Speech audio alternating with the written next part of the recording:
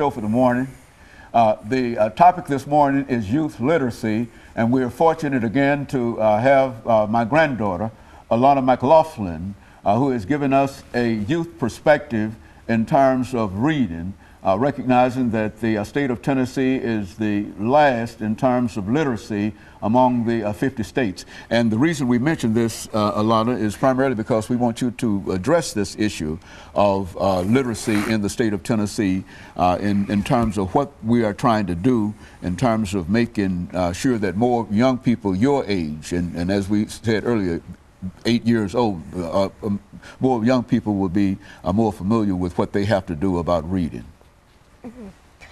Well, I really want to encourage kids 8 and under to really read, because some parents who can't read, their children want to be exactly like them. But I personally encourage all kids to read, because reading is a good thing, because it lets your imagination run free. It gives you information that you may have not known, such as, what if you wanted to learn the names of some states? Maybe you can read a book about the states, of all 50, and maybe you can find the names of those states. Books give you information and they let your imagination run wild, such as The Cat in the Hat.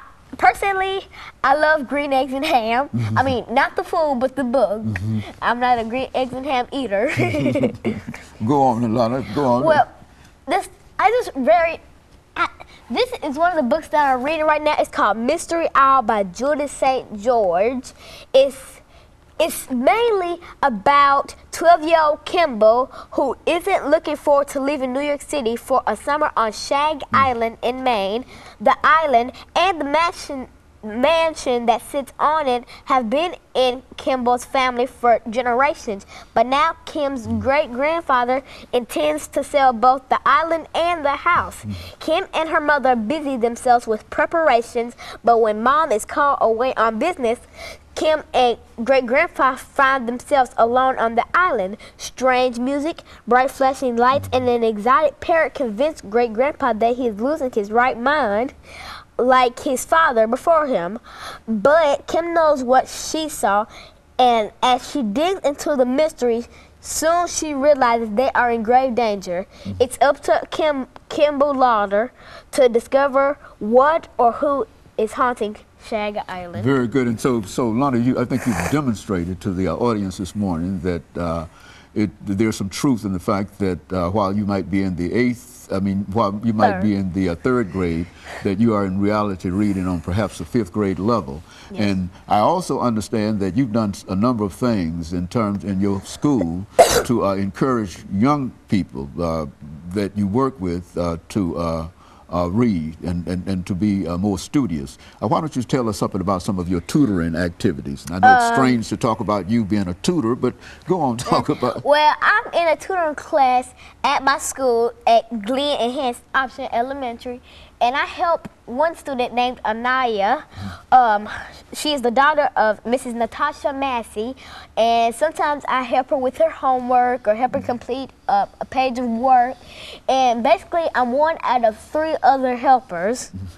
And so you're not the main helper, but they have I'm enough. one of them. They have enough confidence in you in the 3rd grade to allow you to do something. And I also understand that at one time you were even contemplating, even at your age, of starting a tutoring school. Why don't you say something about it? I was, because me and my family moved to Madison a couple days back, and I was trying to save enough money to buy our house. As we lived in Madison, I was thinking of using the house to tutor, but eventually somebody bought the house before me. Very sad. And so your whole situation in terms of being a tutor, starting a tutoring school, sort of went to the side and something. But now you've been involved in reading and in learning for a long time. Book fairs, you know, sometimes I go to every book fair. If there is a free book that I like on sale, everybody knows I'm gonna buy it. Because every person in my 3rd grade class of Miss Wendy Anderson calls me, quote, a bookworm because I have stacks of books at my table. I have a million gazillion books, even if it's from the movie Tangle or, hey, Mystery Isle. There is a book laying on my desk. If you don't see one, your eyes are deceiving you. And so you, in other words, you want to encourage all young people your age or below, that it's so important to you that they read, that you're even coming on national television and trying to make that as a point. Is that what you're trying to do today? Yes, I'm trying to raise awareness for reading. All I have to say is read, read, read. Read until you can't see. Read until you pass away. Read until you can't hear. Read until you sleep. Read for 24 hours straight. And I'd be the proudest girl on earth. I just want to raise awareness for children to read. Read, read, read. Become a bookworm. Read, read, read. Alana, I think before we made a decision that this would have something to do with youth literacy, I think one of your earlier ideas, and I think this is something that we can probably pursue during the last segment, your earlier idea was to talk about children and drugs. Yes. And I was so taken back by that because I recognize that you being in the 3rd grade and only 8 years old, I was sort of, I wondered exactly what could you tell us at this age about children and drugs. And so, but you contend that you've read a lot of information in reference to, let's talk about that. We've got 50 seconds before the end of this segment. And then, so let's wait a few seconds. But when we come back after this commercial break, I want you to think about why you would tell me that you thought that the whole issue of children and drugs, and especially young children, because we never think in terms of 6 or 7 year old children being concerned with drugs one way or the other.